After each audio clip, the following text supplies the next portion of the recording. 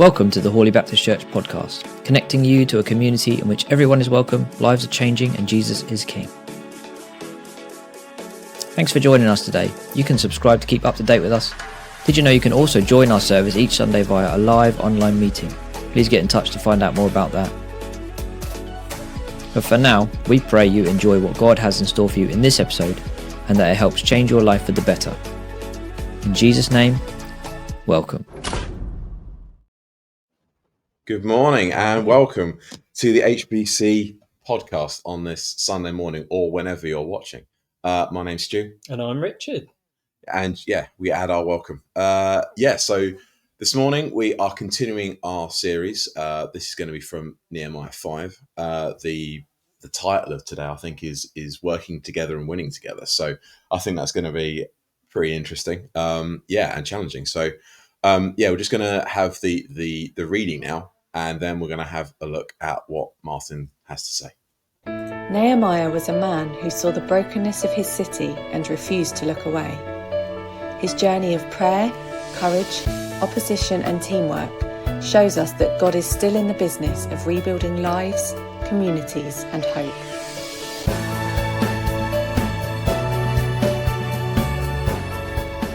This reading is based on Nehemiah chapter 5. Now there was a great outcry among the people and their wives against their fellow Jews, some saying, "We and our sons and daughters are numerous. We need grain to eat and stay alive." Others said, "We are mortgaging our fields and homes to buy grain." Still others said, "We have borrowed money to pay the king's tax. We are having to sell our children into slavery. Though we are of the same flesh and blood as our fellow Jews, we are powerless." When Nehemiah heard their complaints, he was very angry. After thinking it over, he accused the nobles and officials. "You are charging your own people interest." He called a large meeting and said, "What you are doing is not right. Shouldn't you walk in the fear of our God?" He told them to give back the fields, vineyards, homes, and the interest they had charged. They agreed, saying, "We will give it back and not demand anything more." They took an oath in front of the priests, and Nehemiah shook out his robe and said, "May God shake out anyone who does not keep his promise." The assembly praised God, and the people did as they had promised. Nehemiah, though appointed governor, did not take the food allowance or place heavy burdens on these people. Instead, he worked on the wall with others.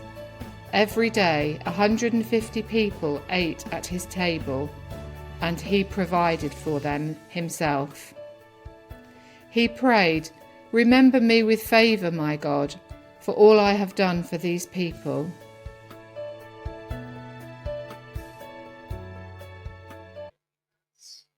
Well, good morning.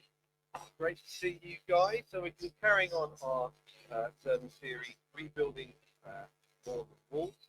Look at the story of Nehemiah. You might want to grab a Bible. I do not have time to do slides this morning. So there's Bibles at the front, Bibles at the back there. You might have a Bible app on your phone. If you want a website, Bible Gateway is quite a good one. I use that a lot. And we're going to be looking at Nehemiah chapter 5. So do grab one of those if you have got one.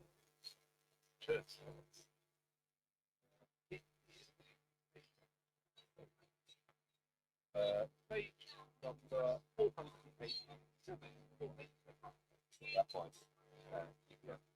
That's fine. And by the way, what you heard read there was a paraphrase. It was a what do they call it? That'll do. It was. It's not what's actually written here. We just shortened it a little bit. So we're encouraging you guys to read through the account yourself. And if you collect one of these by the pay machine, you can read through the story of Nehemiah. There's a few extra Bible readings there as well. Recently, a report was commissioned by air conditioning manufacturer Andrew Sykes to ask the question, what gets Brits hot under the collar? You might see the link there. And they come up with a few things that get Brits, and what gets us angry, what works us up, what gets our blood boiling. And maybe some of these resonate with you. See if any of them do. So this is what they came up with. Train delays, roadworks, being sat in traffic. That gets me every time. Any cyclists in here? Cyclists who don't obey the highway code, such as skipping red traffic lights. Queuing for a long time. I have to admit, I have to send my wife to go and queue. I can't stand it. And drivers who don't use their indicators. So a lot of it seems to revolve around road rage here. I mean, what gets you angry? I have to admit, what gets me angry is Alexa not listening to me. That really gets me worked up. No one should be spoken to like I speak to Alexa. It's terrible. But perhaps a more sensible, serious list from the NHS. These are things that get us angry. Stressful day-to-day things like rush hour traffic or paying bills. Being interrupted when you're trying to achieve a goal. Other people not respecting your authority, feelings or property. Feeling threatened or attacked. Feeling powerless or being treated unfairly. See, all of us are different, but all of us get angry at some point. Some more so than others. And anger is a funny thing. It can lead us down some very bad roads, but actually anger can drive us to make a positive change in our life or the life of others. Maybe we get angry when we see an injustice, we see something wrong, and it drives us to do something about it. Being angry is not necessarily a wrong thing. Jesus himself got angry, and it drove him to do something about it. And in our passage today, in chapter 5, verse 6, Nehemiah tells us, because our passage is written in the first person, it's Nehemiah speaking to us. In verse 6, he says, when I heard their outcry and these charges, I was very angry. Not just a little bit miffed, but absolutely fuming. And it led Nehemiah to do something. Now we'll see what he was angry about in a moment. But we've noticed, or you've noticed hopefully, as we've gone through this sermon series on part 3 now, that Nehemiah was a man who felt things deeply. He was emotive, and it drove him to take risks and bring about change. So when right at the beginning we read about how Nehemiah had heard about the plight of his people living in Jerusalem. So just a bit of a backstory. The great Babylonian Empire had completely ransacked the city of Jerusalem, destroyed it, knocked everything flat, and taken anything of worth and any people of worth out of Jerusalem and back to Babylon, leaving just a Jewish remnant. And since that time, things had started to progress. So the temple had been rebuilt, and a guy called Ezra had kind of created a spiritual reawakening, I guess. But they were still in trouble. The walls were completely destroyed, and therefore they were open to attack from all sorts of different directions. And when this report came back to Nehemiah, who was serving in the top court of the Babylonian king, when he heard this, what was happening, he just wept. He says, I sat down and wept. And these strong emotions, he prayed about it, but it led him to ultimately risk his life by asking the king for help. And the king gave him help. He gave him the resources he would need to rebuild the walls and the authority to do it. He became governor of Jerusalem. And in last week's sermon, Helen told us about how he started the wall building and he faced opposition from the various mob bosses that were hanging around. They weren't happy about this guy, Nehemiah, coming and putting up walls. But Nehemiah stopped, he prayed, he brought it to the people, he made some security changes, and ultimately the wall continued to be rebuilt. Now we come to chapter 5. And there's another problem. Let's look at verse 1 to verse 4. This is what it says. Now the men and their wives raised a great outcry. You know, when the wives get involved, things are going to be in trouble. Great outcry against their fellow Jews. Some were saying, we and our sons and daughters are numerous. In order for us to eat and stay alive, we must get grain. Others were saying, we're mortgaging our fields, our vineyards, and our homes to get grain during the famine. Still others were saying, we have had to borrow money to pay the king's tax on our fields and vineyards. So the wall building was going really, really well. Not a problem there. But you can imagine if you start to push all your attention on that thing, then maybe other things are going to slip and slide a little bit. Cracks were beginning to show and people were starting to complain. And on top of that, there was a time of famine, forcing people into poverty. But that's not what makes Nehemiah angry. Nehemiah becomes angry because he discovers that wealthy Jews are exploiting their fellow Jews during a time of national rebuilding and hardship. Rather than helping their Jews who are struggling to the extreme, they take advantage of their weaknesses. They charge them interest.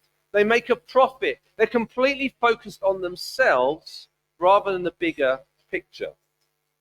See, Nehemiah hasn't got a vision problem here. The vision of rebuilding the wall, everyone gets it. Everyone understands it. They think it's a good idea. It's going to bring security, protection, national identity and pride. See, Nehemiah hasn't got a problem communicating the vision to people. But as Jim Collins in his book Good to Great says, great performance is about 1% vision and 99% alignment. So Nehemiah hasn't got a vision problem, he's got an alignment problem. And it makes him angry. Because he's trying to go in this direction and people are pulling in all sorts of different directions. The walls are rising, but inside things are fallen apart. And disaster is imminent because people are being driven by their own needs and their own desires. And Nehemiah needs to get everyone on the same page if they're going to stop this project from failing completely.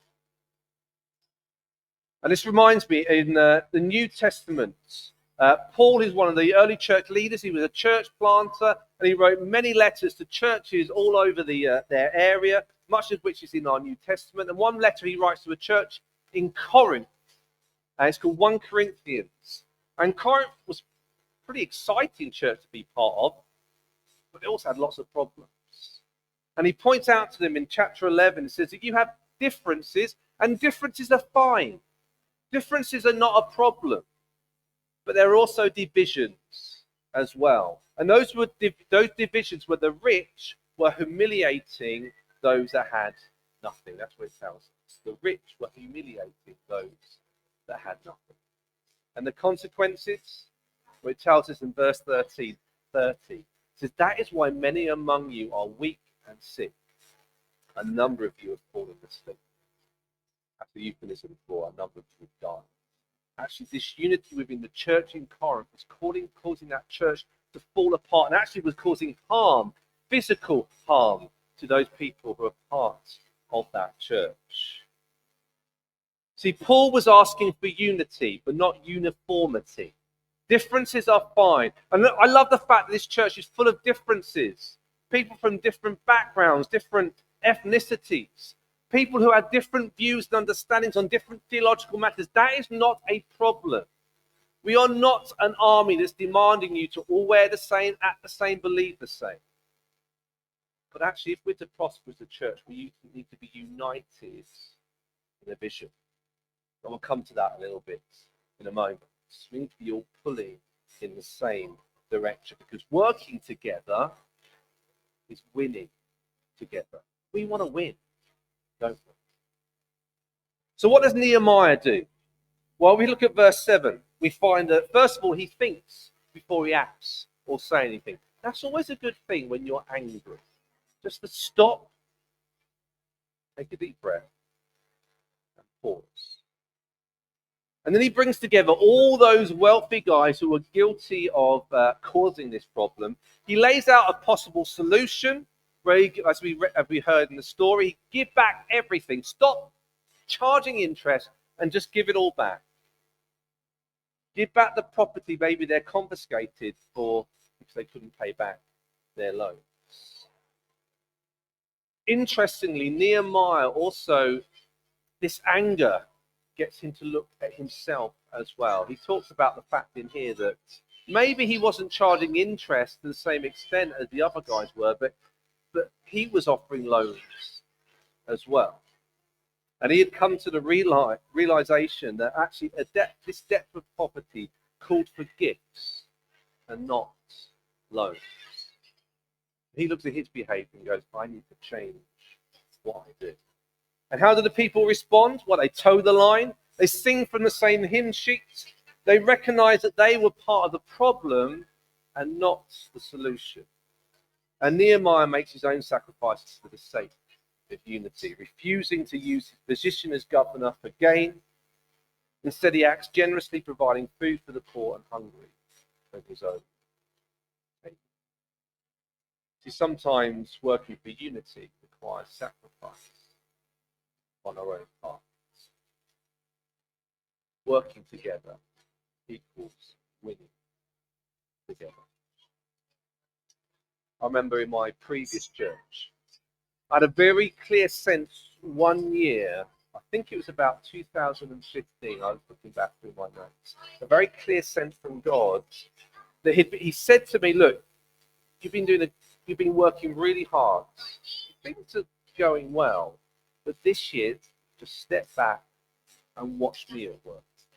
I had this sense that God was going to do something. We saw amazing things happen that year. We're only a small church, maybe 60, 70 people. We saw 16 people become Christians that year. Our youth group grew massively. Our connection with the communities grew and deepened. We were really involved in the local school. One Sunday we had 10 baptisms, which was amazing for us. We saw all sorts of things happening. It was a year of favor for us as a church. But the next year in January, I felt God say, this year is going to be different. This year is going to be hard. I did fall apart. The actions of a few individuals led to discord, and it led to hurt. And this wasn't just confined to inside the four walls of the church. This started to spread out to the community as well. Our reputation was affected. And many of those things that we saw as a blessing in the previous year started to be undone. To see what we had worked so hard for and what God had blessed us with, torn down by the selfishness of just a few individuals. We don't work together, we start to see things rapidly fall apart. So here at Holy Baptist Church, I love this church. I love leading this church. I've been here 8 years now. Actually, in August, it'll be 8 years since we moved down here. And we want to be a community here where everyone's welcome, lives are changing, and Jesus is King. We want to be a beacon in our community. Ian mentioned the Beacon Project, which is about building our auditorium out the front there, but actually just as a stepping stone. That's just part of a larger picture of us wanting to be a light of hope for our community, bringing compassion, standing for justice and mercy. We want to, in word and deeds, in what we say and what we do, reflect Jesus, his love, his values, his acceptance. We want to see thousands come to know Jesus and be transformed by his influence in their lives. Because this church isn't meant to be a religious club. It's meant to be a living example of justice, mercy, and compassion. But as I come to the end, I have two questions for you. First question is this: is that the sort of community you want to be a part of? Is that the sort of church you want to be a part of? Because you don't have to be a Christian. I don't know where you're at this morning. You might be a fully 100% committed follower of Jesus, or you might be just, I'm interested, but I'm not completely sure about it. Regardless of where you're at on that spectrum, you are welcome here. And we want you to feel part of this community. Do you want to be a part of this community? And that leads to the second question.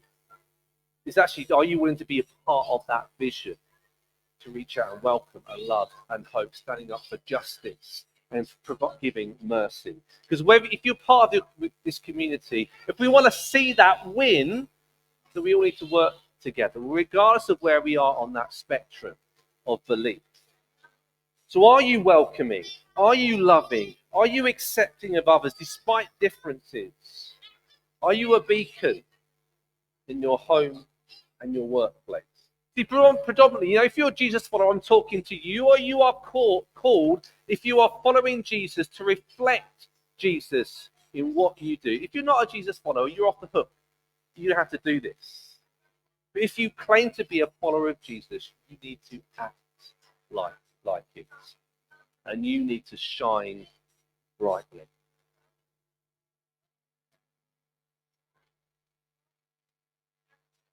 Sometimes, like me, Nehemiah, that means we have to make some sacrifices for the sake of the mission.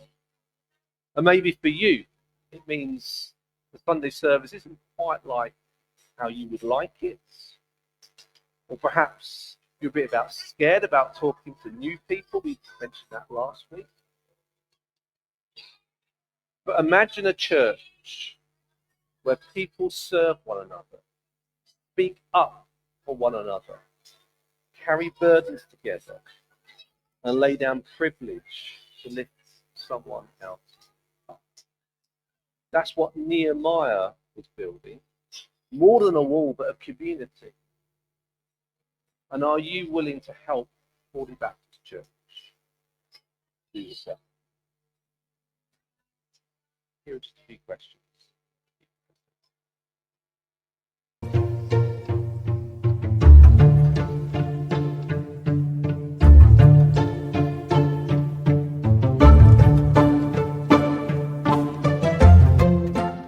Do your actions create unity or division?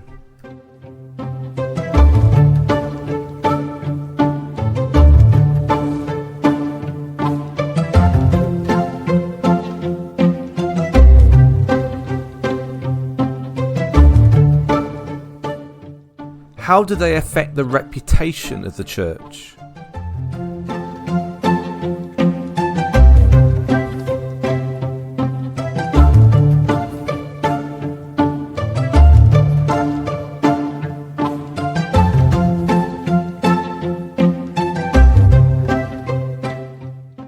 Is faith just what you believe, or does it affect how you behave?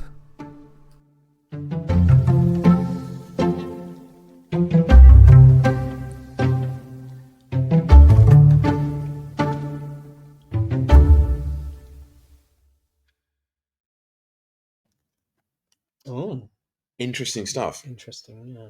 Interesting stuff. I think that's the kind of sermon which you need to reflect on, and just the passage as well, because I think that one might take a little while to settle. I think To digest. yes, maybe, yeah. I think so. I think because this is one of those things in church that isn't always particularly obvious or comfortable, right? What do you mean by that?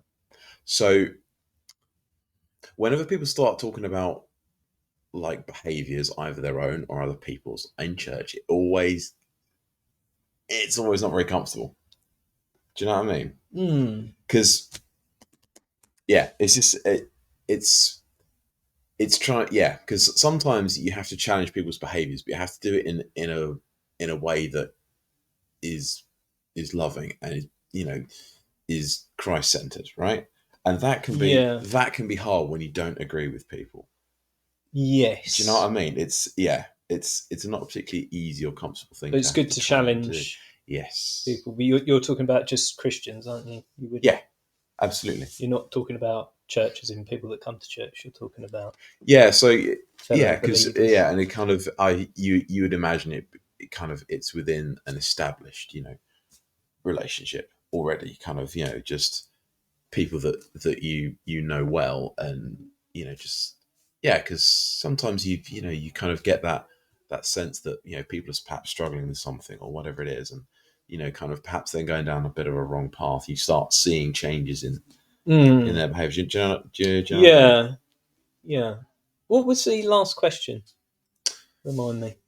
There you go. Here we go. Is faith just what you believe, or does it affect how you behave? It's got to be affect how you behave, isn't it? Yes, Definitely. Because I mean, because so to love God is to keep His commandments. yeah, So it says in the absolutely, Bible, doesn't it? absolutely. And when I can't remember when I heard this a long time ago, but so when I first became a Christian, somebody said to me that kind of like the path, if you like, is to belong to a church, a faith group, is then you believe and then you behave. Yes, yeah. So it's kind of it's sort of part of that journey, isn't it? Kind of Yes. like to belong, to believe, and then to behave. You can't expect people to behave in a way that is Christ centered if they don't believe. Do you know what I mean? And that Yeah. behaving doesn't make you a Christian. It's a good No. thing to say, isn't it? That is true. Not by works. Not by works. Not to by save, works. no. You will be saved. Definitely not. Which we can all Thankfully, be thankful for. Praise the Lord. Yeah. Yeah. Absolutely. So it's out of this love, isn't it, for Jesus, that we want to follow Him and to serve Him. So, there are plenty of people that will turn up to church, but not necessarily follow Jesus. Yeah, that's true. That's true. Yeah, and just kind of, I guess for a lot of people that perhaps are in that situation, they will observe, they'll see the people around them and how they behave, how they interact, what they do, kind of like how does their life bear out their faith? So it's always actions speak louder than words, isn't it? Always, I think. So yeah, it's a difficult one because kind of you need to put yourself in situations where you can use your faith in the right way. Does that make sense? Use your faith in the right way. Yeah, so maybe. Okay, all right. So if you've got like there's always situations in kind of work or home life or whatever it is. Give me an example. Okay, so like is this personal? Whatever. Okay. I'm talking generalities, but kind of like if you're like at work or something, and there's a particularly difficult situation and stuff, and there's a few ways that you can handle it, and perhaps kind of maintaining your Christian integrity is probably the hardest one, because perhaps like one of your colleagues is doing something which just really isn't right. Like what? Give me an example. I don't know. Maybe it's one of the finance people, like doing something with expenses or something. Oh. Or, I mean, something as simple as that, or and kind of, if you find out about it, surely it's part of your Christian integrity. You have to challenge it. Do you know what I mean? It's kind of it's just what it's your beliefs have to outwork in how you behave, right? So standing up for the right thing. Yeah, exactly. Even when it's difficult, even when it's uncomfortable, you have to challenge, like perhaps what people consider the status quo. Kind of this is how it's done. This is how it's always been done. But does that make it right? Kind of. Yes. I think you just have to have that. Remember, you have that power to speak into virtually any situation. Based on the Bible. Yeah. And God's rules, which are always good much. for us. And just obviously that can be very hard to do. That can be very hard to do, and it's not something which I think you would just dive into without thinking about it, praying about it. Kind of. Yes, absolutely. But certainly, kind of reverting back to things within the church, then obviously that, has to be challenged immediately, kind of, because if you can see kind of behaviors that are clearly not Jesus centered, then kind of that needs to be spoken about. Because too many times the church buries its head in the sand over serious issues, and says nothing, does nothing, and the problem just gets exponentially worse. I mean, that's true. You only need to turn on the news half the time to see another story of something. And so it's I think it's always with love, isn't it? And absolutely, you have to do it out of a sense of love and wanting to see that person on the right path. Yeah, absolutely. Yeah, and the church as a whole. Yeah, yeah, and it's I guess it's sort of I guess it's how you do that as well, isn't it? Kind of if you've got you should always go and speak to the person one-on-one first. Yeah, isn't it? It says it in the Bible. Yeah, it does. You kind of like the ways of kind of to challenge this thing. Kind of you speak to the person one-on-one, and then perhaps I think the stage 2 is kind of bring it to the leaders. No, take someone with you. Is it? Yeah. Oh yeah. And stage 3. Yeah. Bring it to the elders. Church, and then the church. So so I get it's a process. It is, and I think it's having that discernment, I suppose, as to how to handle this situation. Because just it can be really challenging, quite different, difficult, and just trying to find your way through that is probably quite hard. What were the other questions? We're running out of time, but we got plenty of time. Here we go. Do your actions create unity or division? Depends what you're talking about, I suppose. I mean, I guess as you could but what if Martin decided that okay, we're just gonna Sunday mornings are just going to be like a praise and worship session with a 5-minute talk, and the rest of it is sung worship. How about that? Do you think that might cause division? Do you think that might cause? Yes, that would cause division. Yeah, or actually, we don't need to read the Bible in church. We can do without. Yeah, I mean that obviously that's that's quite an extreme example. Things that challenge the biblical perspective, isn't it? So when it's going off course. Yeah, totally. So I mean, something as drastic as that, or perhaps like just you start a group or something, but it's quite an exclusive group, like a clique of some kind in church, and kind of like you've got these high and mighty ideas about how to progress it, but if it's a clique and it's not going to benefit the whole body, then why are you doing it, kind of thing? Do you know what I mean? Yeah, kind of. It's and just kind of the way you talk to people, or the way that you speak about other people, because that can obviously create a lot of problems, can't it? So even if perhaps you didn't intend it to be received in that way, then just it's been your intent has been misunderstood, which can obviously create big divisions sometimes. Can't it? There's been enough churches that have self-destructed over quite simple things to start with, kind of, or rumors about things, or whatever it is, kind of there's so many opportunities for things to go wrong, particularly in church, when I guess you have to, because people are involved. People are yes. People are messy. If anytime people are involved, it's going to go wrong. Yeah. So I mean, totally. It's and I think there's so many things which you can do to foster that spirit of unity, and I guess it's just choosing how to do that in the best way that doesn't leave people out, that brings people together, because there's always a million different things you can try and do, within churches to kind of to have that sort of that sense of community and unity, kind of, there's all the different stuff that we do, within HBC. You would hope that all of it kind of is with the purpose of bringing people to God and building that community. So thinking about the passage,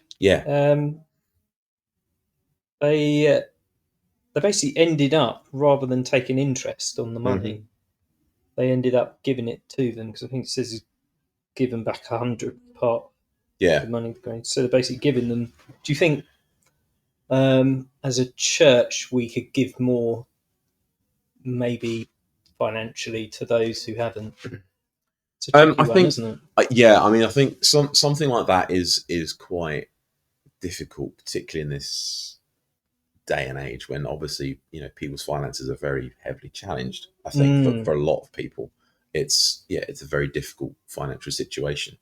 But yeah, I see what you mean.